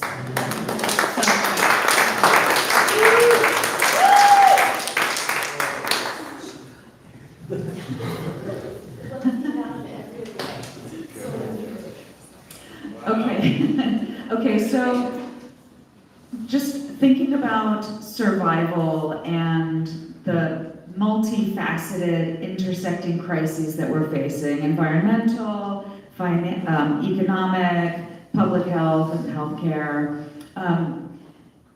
You know, the people that I think I learned the most about survival from in practical and in psychological ways and in terms of community, building community, resilience and resourcefulness and sharing, mutual aid, people who are already living outside, right? And so I think those actually are the people who are probably the most knowledgeable leaders and teachers for the rest of us who either are on the brink or could be at any time. And I think this kind of fits in with a lot of the questions that you've already asked. How do we bring people into our participatory democracy? How do we build communities of resilience? Well, I think one of the most basic ways is just meeting people, getting rid of the othering that I think most of us have been trained. I know that I was brought up with it, but those walls can fall down really quickly. I mean, you all know this, right? I'm preaching to the choir.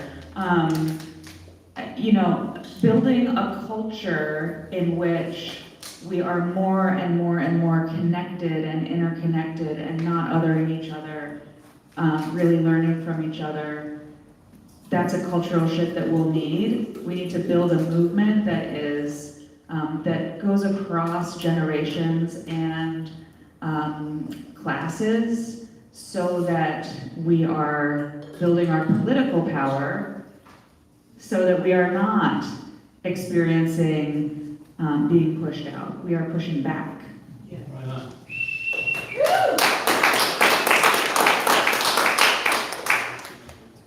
Well, like I said in the previous answer, I would support cutting the military budget and using that money to double, triple, even quadruple the amount of money that's being given to rent subsidies and public housing. So that's a direct answer to your question. But since you brought up AI, I want to mention that I've been a software engineer for almost 30 years, which included several years of doing independent and academic research in AI. As a representative, I'd be one of the most tech literate members of the Congress. And I would be heavily regulating AI. Actually, right before I left my most recent job at Apple, I was the only one in my group that refused to use AI to do my job. I said, you're asking me to train my replacement. I want to see an agreement I want in writing that I'm not going to lose my job over this. I firmly believe in protecting workers, protecting our environment, protecting our rights from AI. And since I have 1 minute left, I just want to remind people that a Chinese court just ruled that in China, it's illegal to replace a person's job with AI just because it costs less. Wow. So we can do that here and remain competitive. Maybe we can keep the mic. I know I have a question right here in the front, and then we can go run and see who we got here. I forgive all of you, even though you're rude. I guess my question was like a lot of people, like some of you mentioned managing cabinets. I want to know like what managed looks like to you, because I think that the only acceptable management is management by the residents and by the people living in the cabinets. I think that the Armory is an unacceptable model of what a managing cabinet should look like, so I'd love to hear your thoughts. We need a mic for questions, you guys. I know. I mean, we We could could have have city council people. style over here. Yeah, it's a one call, if you have any questions, how need to ask again. We can repeat the question. The mic, is that? Yeah, ask it away, I'll step over here. You want to hear the question on the mic? Yeah. Okay. We'll do that. I wanted to ask, because a lot of the candidates mentioned managed encampments, I wanted to know what managed looks like to them. Because like we have the armory, and I think that's an unacceptable model of management because it's not managed by the people who live there, it's managed by high-paying board members and managers who don't necessarily know what it's like to experience unhousedness and living in an encampment. So I wanted to know what managed looks like to you. Thanks. Yeah, I think that's an interesting question. And now that I work at the Armory Overlook Shelter, it is really interesting to learn more about how things work on the inside. I feel like I have a kind of inside-outside perspective on that and how things do and don't work for certain people. I agree fundamentally that self-management is, where things should be. I think that having smaller congregations of self-chosen communities, generally there's like less conflict and more cooperation. And I think that should be encouraged. I think people can take care of themselves. And when we have those, like even people, like Coral Street is the biggest example right now, right? Like, there are quite a few people who see visible homelessness that looks messy and see people behaving in ways that they weren't raised with as socially acceptable, or see people using substances publicly. There's a perception of unsafety, and people feel intolerant towards it. I think it's more complicated than that. People are exceptionally good at keeping themselves and each other alive and cared for, even if it may not look that way to others. To me, sometimes that's something that I've learned, seeing people who I thought were on the brink and seeing them years later, and they're still going, clearly caring for themselves and others. Sorry, that was a weird answer. It's big, it's big. Yeah, good question. We don't have to all that answer these. Oh, you don't? Well, I just believe in horizontalism, so I think that if you talk to houseless people, then it's where your best theories are coming from. Well, my only experience of working closely with a group of folks who are all unhoused was when people were camping at the benchlands. I mentioned it before. And I did quite a bit of work there, and with the BEST program. And there were members of that community, benchlands community for want of a better word, who volunteered, pitched in and helped the work we were doing, which was cleaning out the ivy and invasives, picking up garbage, etc., etc. And the ones who helped out were terrific. Now, there were others who were not terrific, who threw their garbage everywhere, even though they could have walked from here to the end of this room to put it in the provided dumpsters from the city. There were people who were ripping branches off trees and using them. And there were some people in this diverse community, that's why I said it, houseless folks are a heterogeneous community. Some members of that community stole all the bicycles from my friend, who happens to be Spanish-speaking, low income, in a subsidised house near there, and also stole their clothes out of the trunk of their car by jimmying it up. And how do we know they're from that community? Because they're relying on the clothes in that area. So I don't know, there's no easy solution. I think some people can take care of themselves very well and some can't.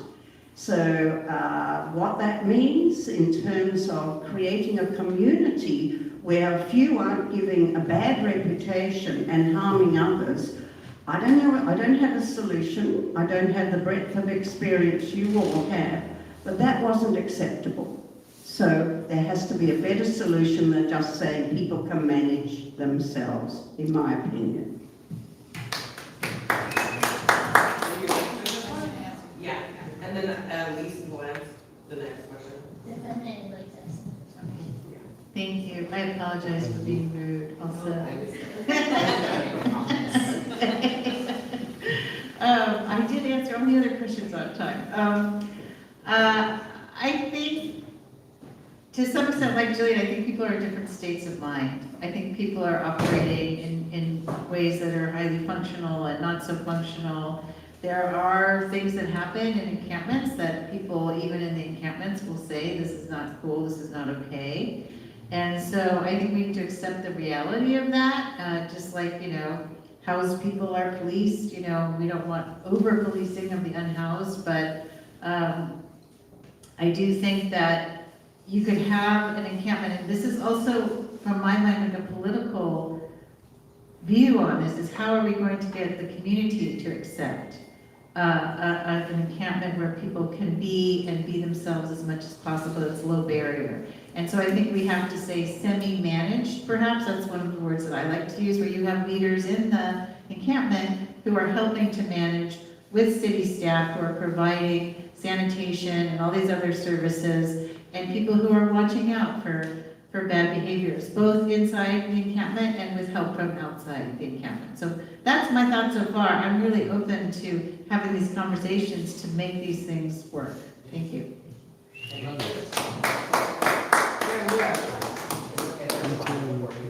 really like to ask a question. We're waiting an hour and 45 minutes for the community, but if you feel like you can do it quickly. Yeah, I do.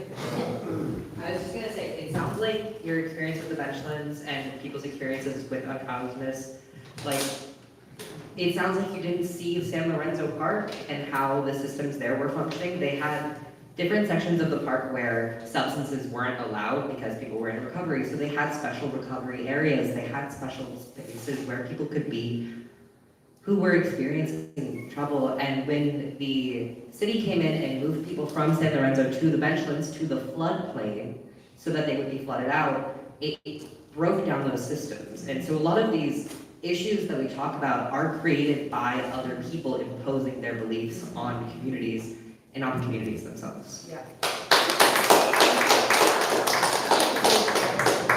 Thank you. So I've been researching and investigating and living as a homeless person. I'm now housed, but I did it for about 14 years. And so I really appreciate a lot of the things that were said today. But I think one of the central issues right here is the issue of power, because you're running for positions of power, right? And so there's different kinds of things that happen. We need to investigate, we need to research, but that's not necessarily what you do when you're in office. So one of the things that I've seen happen over and over and over again is people get into office and they're influenced by the other people on the council. And they basically are really weak.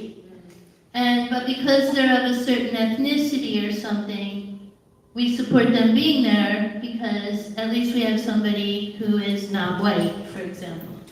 Angela Davis herself said that that type of politics is over about something like 20 years ago. It just isn't helping. We have profound issues with these people in power ruining our planet, killing off homeless people. We've all been talking about that. And Gabrielle, I really appreciate you bringing up authoritarianism, because we're deep into fascism, I believe. It's not fascism light anymore. So my first thing that I just want to say is we have a situation at the Palomar where a lot of very vulnerable people, some people on Section 8, some people are paying $1,500 for a room and a bathroom with no kitchen, it's cockroach infested, and the Palomar is going for a rent increase. So that guy's looking at $1,500 for a room and a bathroom that's cockroach infested to maybe something like $1,750 or $1,800.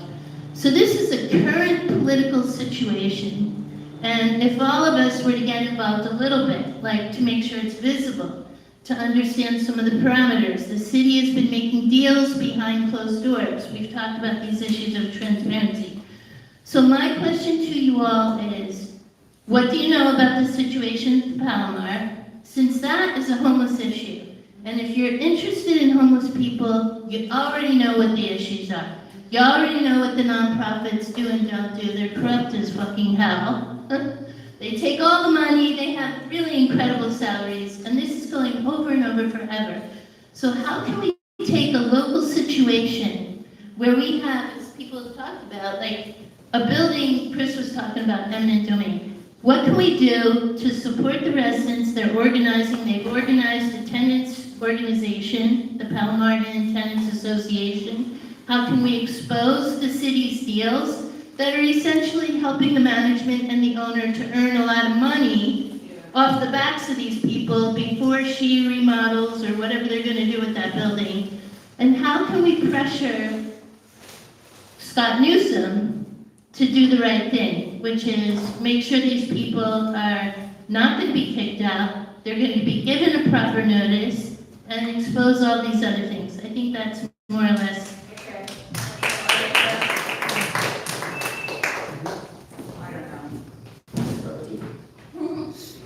Thanks, Elise. I always appreciate your thoughts and experience. It's a big, big question. And I think it actually could go back to that unanswered question about tracking.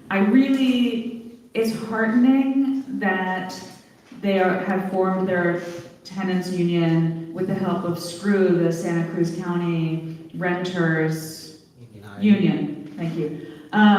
And I think that organizing and collective power that's what we have, and we need to use it. So, and I think that they will be and should be the people that lead the solutions for however it is that building is brought into permanent affordability, or whether it's public or not. Yeah, it's a big question. I think, tracking, some people campaigning have talked about like a renter's registry. We actually have a city rental registry that tracks, supposedly tracks landlords, but it doesn't track really renters. We have census data, it's not enough to get really granular. But we can, I think, keep records of people who have experienced homelessness, who are in affordable housing, who get housed, and whether or not they stay housed. And the Palomar is a good example of this. Like, if it becomes even more unaffordable for people, we'll lose them if they just enter into street homelessness. If they're in the shelter, they'll be in the HMIS system, but we do lose people. Like with the oversized vehicle ordinance, there are fewer oversized vehicles in the city now. The city does not know where many of those vehicles went. That's something that came up in the stakeholder meetings. We do lose people all the time, and people die. So I know that didn't fully answer your question, Elise. It's big, and for a minute and a half. I'm looking for anything you guys have to say. That's great. There's no correct answer. Thank you. And Amy has a response, I think, you're done too. Okay, thanks for your question and you sharing your experience. I'll be totally transparent. Obviously, I'm young, I'm 24. I didn't really plan on being a career politician. I just needed to do something. The OVO ordinance, it's not okay. The way that people are talking about houseless people, the way that people are talking about the working poor, it's not okay. And so with that being said, running for city council now, I'm seeing like the organizing, it needs a lot higher of a capacity. Like I've been an organizer, I'm part of a co-facilitation team at Barrios Unidos. I've been involved at, Roundtree facility in Watsonville. I'm not gonna go on and on, but it's like, there's a lot of things to know about, and there's a lot of things to talk to. There's a lot of people to talk to. I haven't talked to the Palomar Tenants Union. A tenant union that I have talked to that's facing a serious housing crisis also is the UC Santa Cruz Family Student Housing tenants who are facing the student workers with families are facing $700 a month increases. And so, sorry, I'm gonna run out of time. There's a lot to say, but on city council, I want to keep on being an organizer, and I don't want to be in this position of power and be hearing all of these voices in my ears that aren't talking with their boots on the ground. And so I hope that I get that opportunity to be there, and I hope I get the opportunity to continue meeting you guys. I'm also going to be graduating, so I'm going to have a little bit more time, which is very exciting. And yeah, I can't wait to get to know more. Whatever happens with the election, I can't wait to keep organizing more in Santa Cruz. Yep, thanks. I know Wes has a question, and then we can probably take a couple more questions, and then give you guys a chance to ask questions. So you didn't want... No, please respond. Oh, did you want to go first? I don't care. Oh, okay. Thanks, Elise. There's a lot in your comments. I think the first part was more about if you end up in a position of power, how do you avoid the camaraderie with staff and other council members so you start to lose your politics? I'm keenly aware of that. I've been involved in city politics, deeply involved, as I said, for 46 years. I've seen this happen, and I think one needs to be aware that it can happen to start with, and I think secondly, you have to keep your connections with, ideally there would be, and there has been in the past, groups outside that kept the politicians, and particularly those who would identify as socialist or socialist feminists, kept them sort of more honest because they had a frame of reference that wasn't just city management, etc. That has dissolved, but it doesn't mean it couldn't be revitalized. So connecting with people in the community, and I'd be very interested in, I think all of us share this, that one of us were in that position, and we want much more connection with the constituents than goes on now. About the Palomar, frankly, I would need to know a lot more. I only know what I've read in the press and what I've heard, Councilmember Newsom claim has happened, and then the rebuttals from Hector Marin to that. So I don't know enough to suggest a solution, but I would be eager to know more. So I'd be happy to talk with you at any time more on that. Thank you.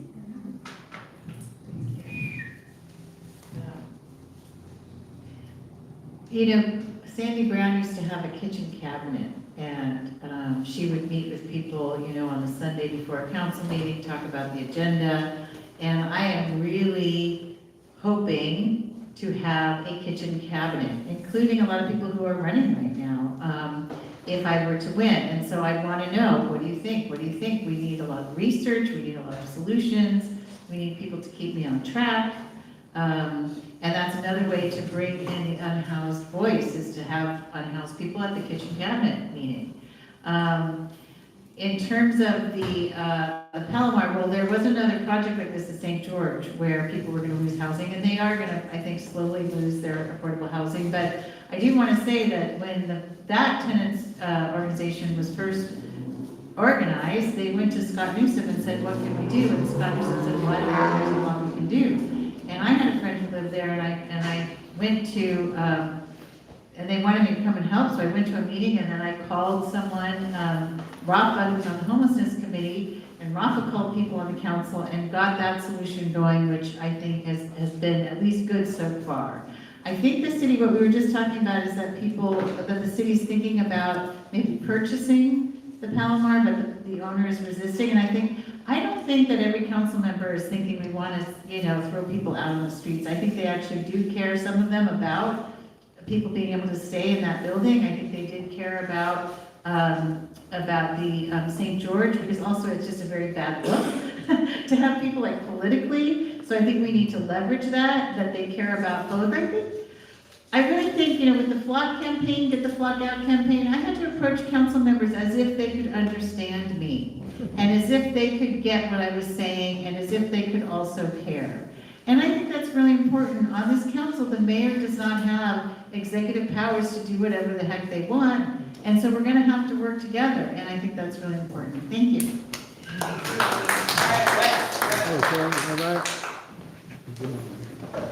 That question that's burning in your soul.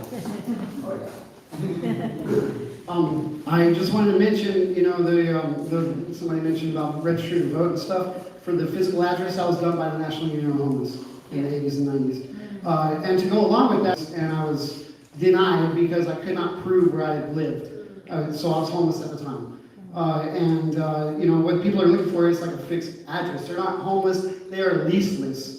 They have what they have until the city and jurisdiction takes it away.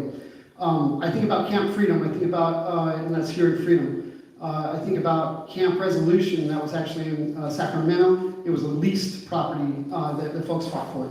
I think about Colorado Wood, the Wood Street Commons, and I think about Camp Hope that was just recent in Gilroy. These are like sanctioned encampments or whatever, and they are rules-run based, resident-run encampments. Like this won't make a difference. In Salinas, we also had a rules-run tent city where we had our first porta potty. So that's just a little bit of education, but my question would be more like, how do we legitimize people, right? Okay, because basically they're addressless, they're leaseless. How do we, they're anonymous, oh my God, who are they? They might get me. But if we knew who they were and they stayed in a fixed location, then they would really be our neighbors. So getting an address, right, and having a fixed place to be, how do we legitimize people to, and would you accept like minimal health and safety standards and pass them over? And then that would be their address for the time until they get housed and placed by the system. Sure. Could you repeat? Yeah, I thought I heard you So say like minimal health and safety standards. Yes, ma'am. Minimal. So like you separate your food, your trash, and your pee and poo. And as long as that's all separated, it's not a blanket of trash, it's just tent and ground. And there's not rats running around. They don't have, a chop going on or something for bikes. So it's like active criminal activity, and whatever they're doing is inside their tent, just like a domicile. You need a warrant to go inside a tent.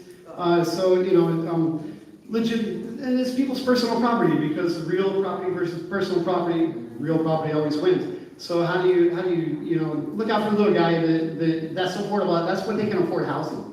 So would you be amenable to like saying that they pass these minimal health and safety standards of just, everything separated, and pass them over, they can stay right there?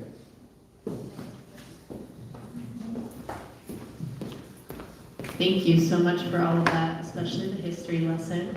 It's a lot I can learn from you, obviously, so hopefully we can keep talking.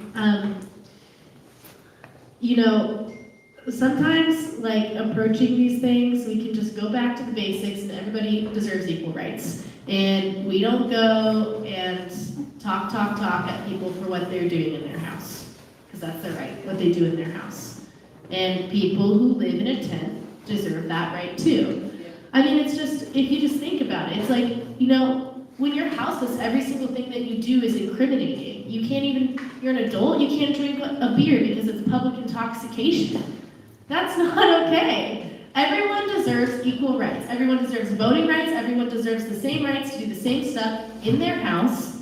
Yeah, we do expect people to, deal with their waste, and we give people solutions to do that. Everyone deserves solutions to do that. And I love this idea of leasing land. I think yeah, I think that the city needs to think, houselessness, we keep on talking about it. It's such a big word for so many different situations. You need tiered solutions. And, one of those first solutions is, how do we figure out that people who are living outside are safe, they are free to be human, they're free to have human relationships and to be humanized and to have a house and to live in that house. And I just think we gotta really put on, we gotta be logically sound about the way that we judge each other and realize that a lot of the things that people are inflicting, a lot of judgments that people are inflicting on unhoused people are just social biases that actually are very illogical. So thanks.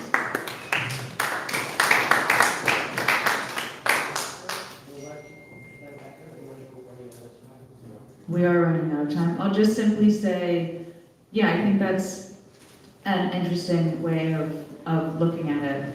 And why not have a leased piece of land that's collectively run be somebody's address while they live there?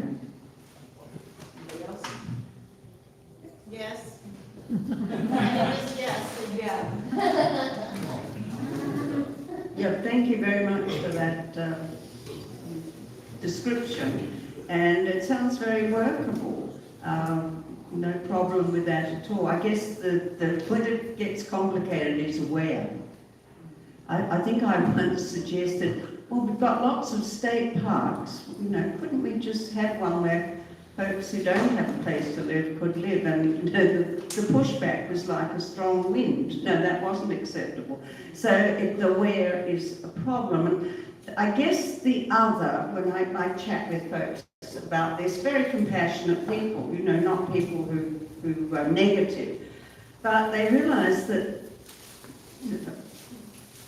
there is a need often in a heterogeneous community, and we've seen it, of having some paid staff to help manage folks who may have issues that are not easily, accommodated by just the fact you have a tent, and that's your private place, which it should be a private place. So I think there's a lot of variables that need bringing together folks who, like yourself and others who are really experienced in these issues, but not talk abstractly, because that question of where would we do this in Santa Cruz, I'd be really open to it, but I haven't heard that discussion yet. I'd like to. I wasn't going to say anything, but I actually think we should be paying people who live in the encampments to help run the encampment.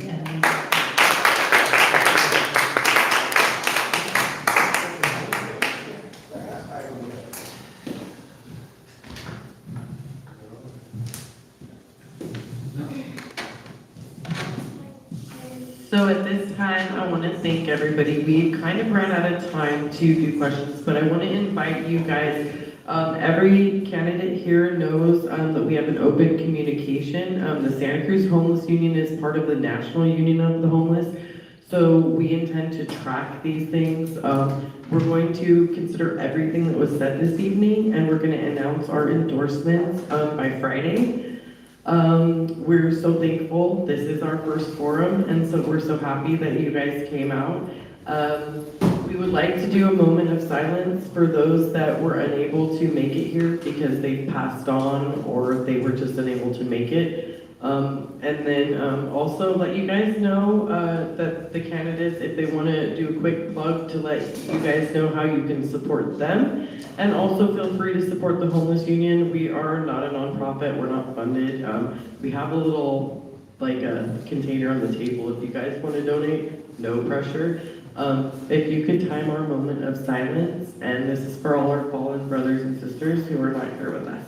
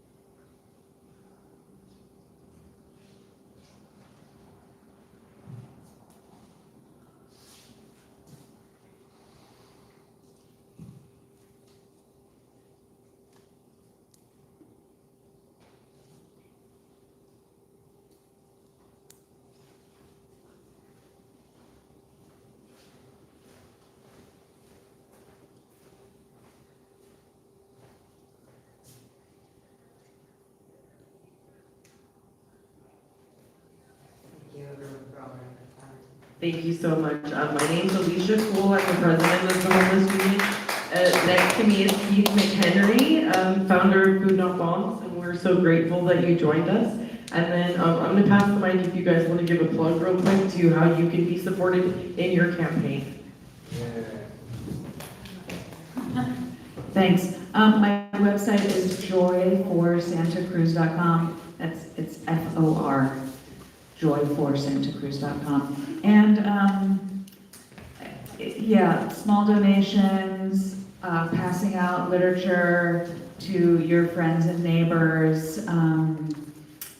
We can do some flyering, putting things up on bulletin boards, and just like helping to get out the vote. We're less than 2 weeks away now.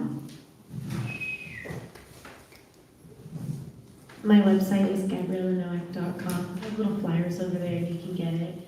And just like, well, first of all, always just coming and talking to me and, continue those conversations. And yeah, like, let's just all get together. I hope that this can sustain kind of as like a movement. Like, I hope that we can pass the torch of generations of organizers to other generations. So if you follow me on my Instagram, that's how you can get the most up-to-date kind of updates for events that I'm going to be having. I think that at my house I'm organizing like a get out the vote party on the 31st, and like I'm kind of near a voting center so we can bike there and stuff. And I'm hoping that that'll also be a place where everybody can come together and create community, and then we can maybe be talking more about how we can sustain basically like local government involvement throughout the various grassroots organizations that are in Santa Cruz. And like support people who are running, who are facing a bunch of hardship, like who are facing those fees, who are, facing bureaucracy BS, like I'm sorry that you faced. And yeah, we need to like come together and make sure that we're actually getting representative voices on city council. And I should just be like the very, very tip of the iceberg. Like there's so many more voices that we need on city council, and we need to all keep on working together to do that, so.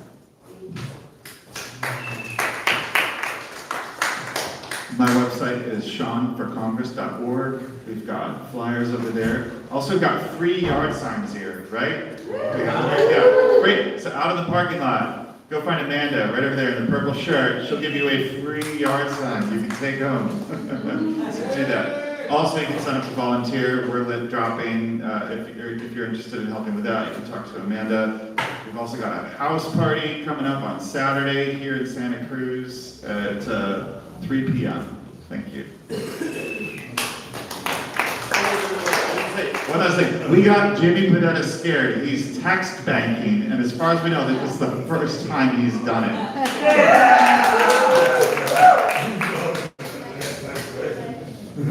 Well, I'd just like to take a moment to thank Timekeeper. It's a thankless job, it's an important job, and you did it very well, so thank you for that. I've got some flyers in the back room. Our website is greenside4, the left number 4, mayor.org, and thank you very much for organising and for being here. I very much enjoyed the back and forth when we had it. Thank you. Yeah, thank you from me as well. I have my flyers over there. If you want a yard sign, let me know. My email is on my website. You can email me really easily. I think one of the reasons that unhoused individuals are so marginalized by people in power is because they think they're not going to vote. So they don't have to speak to this constituency. Why is Brian Coonerty not here? Yeah, right? Why are the others not here? So it is so important that people vote and in this election, in order to gain some power at the city council level and the congressional level. So please do vote. Feel free to reach out to me. And I think I'm so sorry we didn't get to ask you questions, because here's my question I would ask. What kinds of proposals can you bring to the council that you think, when we have a new council, we can get passed? That's what we need to know. That's what I would need to know as mayor. So please think about that. Let's work together and bring those solutions forward. Thank you.